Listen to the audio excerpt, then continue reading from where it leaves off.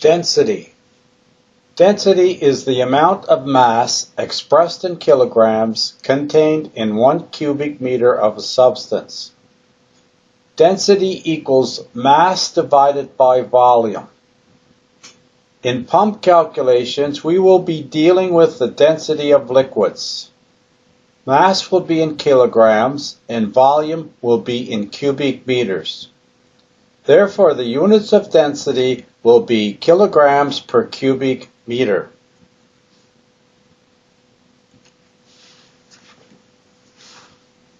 Example 1. 2 cubic meters of jet fuel has a mass of 1,500 kilograms. What is the density of the product? Density equals mass divided by volume. We are given the mass as 1,500 kilograms. We are given the volume as 2 cubic meters. So density equals 1,500 kilograms divided by 2 cubic meters. So the density of the jet fuel is 750 kilograms per cubic meter.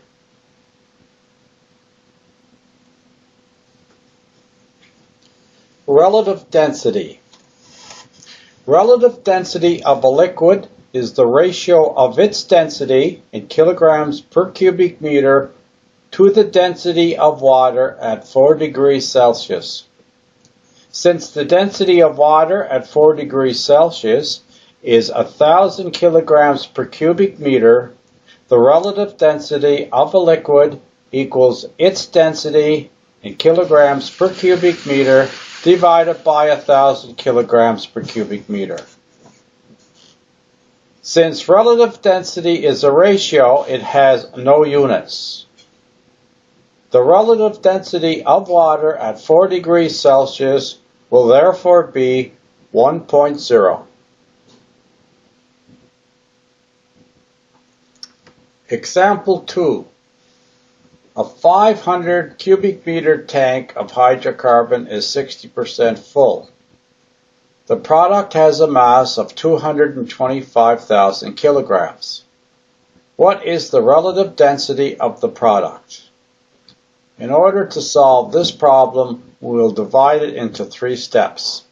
First, we'll find the product volume. Second, we'll find the density. And third, we'll find the relative density. So our example states a 500 cubic meter tank of hydrocarbon is 60% full. The product has a mass of 225,000 kilograms.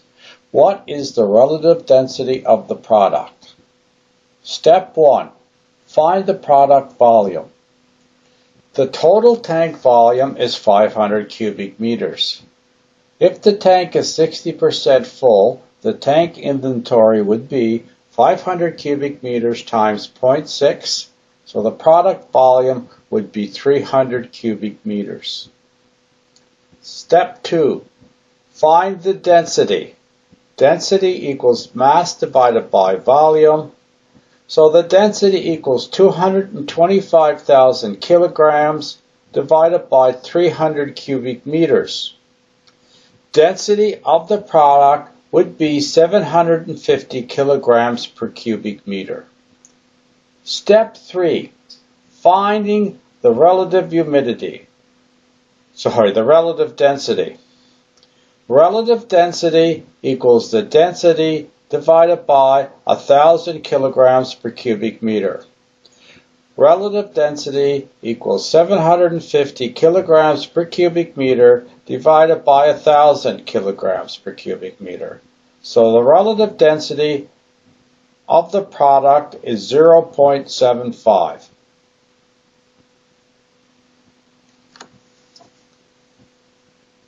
Specific volume. Specific volume is the volume occupied by 1 kilogram of a liquid or gas. It is the reciprocal of density and is therefore measured in cubic meters per kilogram. Specific volume can also be measured in cubic centimeters per gram. To convert specific volume in cubic meters per kilogram to cubic centimeters per gram, multiplied by 1,000. So specific volume equals the volume divided by the mass, where density equals the mass divided by the volume. Steam Table 2 in the Penn Global Academic Supplement lists the specific volumes for water at different temperatures in column 3, and it is given the symbol VF.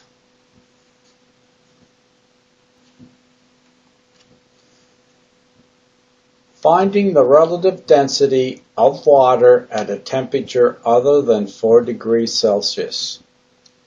We know at 4 degrees Celsius, water has a relative density of 1.0.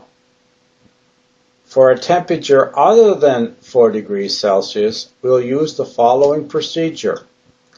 From column number 3 of Steam Table number 2 in the Penn Global Academic Supplement, find the listed value of the specific volume, VF, for the desired temperature. Divide the specific volume into the number 1 to get the relative density of water at the desired temperature. So, relative density at a desired temperature for water equals 1 divided by the specific volume, which is given the symbol VF.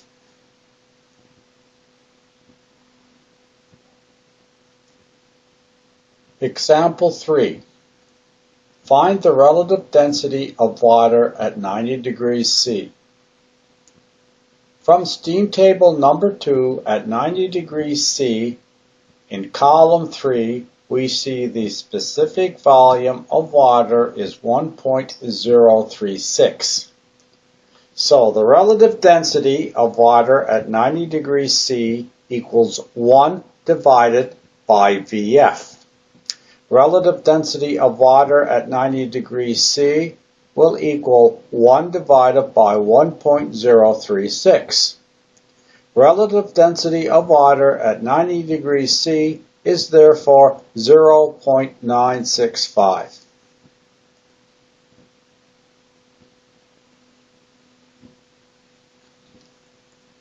Static pressure is the pressure exerted by a column of liquid due to its weight.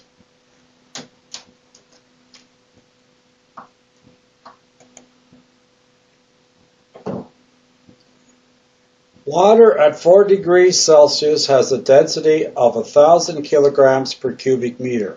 Excuse me. Consider a cubic meter of water at 4 degrees. Since we have 1 cubic meter, the mass is 1,000 kilograms. Weight equals mass times force of gravity, so the weight equals 1,000 times 9.81 meters per second, which gives us 9,810 newtons, or 9.81 kilonewtons. This is the force exerted on the 1 square meter bottom of the container by the water due to its weight. Static pressure is the force exerted on 1 square meter at the bottom of a container due to the weight of the liquid above it. For our 1 cubic meter of water, pressure equals force divided by the area, so pressure equals 9.81 kilonewtons divided by 1 meter squared, so our pressure is 9.81 kPa.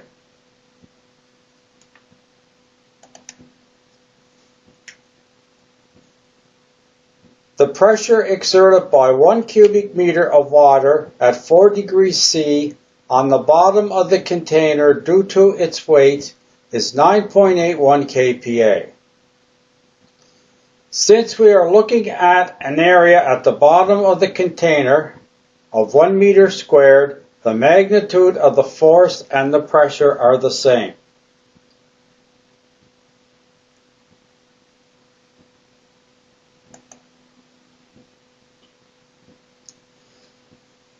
If the area at the bottom of the container were 2 square meters for a meter height, the total volume would be 2 meters cubed. The mass of the 2 cubic meters of water would be 2,000 kilograms. The force on the bottom of the container due to the weight of the water would be 2,000 kilograms times 9.81 meters per second squared. So the weight would work out to 19,620 newtons, or 9.6 kilonewtons. So as the area doubles, so does the force for the same height. But the pressure equals the force divided by the area. So as the force doubles, so does the area the force acts on, and the static pressure remains the same. Pressure equals force divided by area. Our force was 19.6 kilonewtons. Our area was 2 meters squared. So our pressure works out to 9.81 kPa, or kilopascals. So the static pressure remained constant.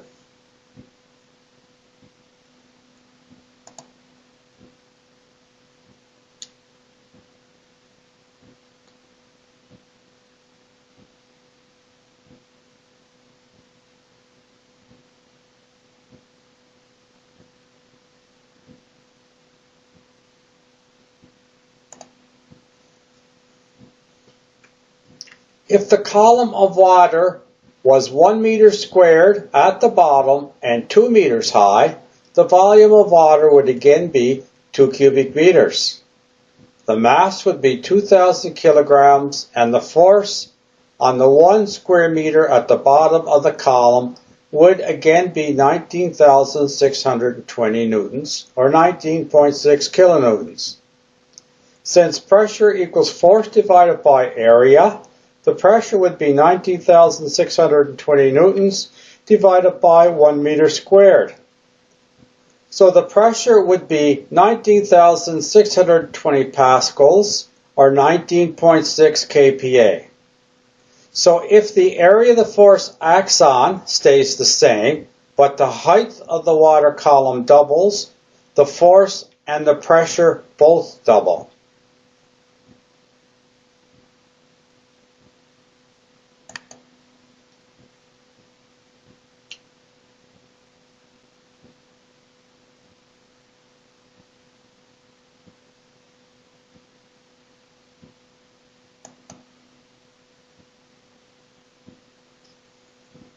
From this we can conclude that the pressure at the bottom of a column of liquid is directly proportional to the height of the column. For a column of fresh water at 4 degrees C, every meter of height generates another 9.81 kPa static pressure, or pressure due to weight.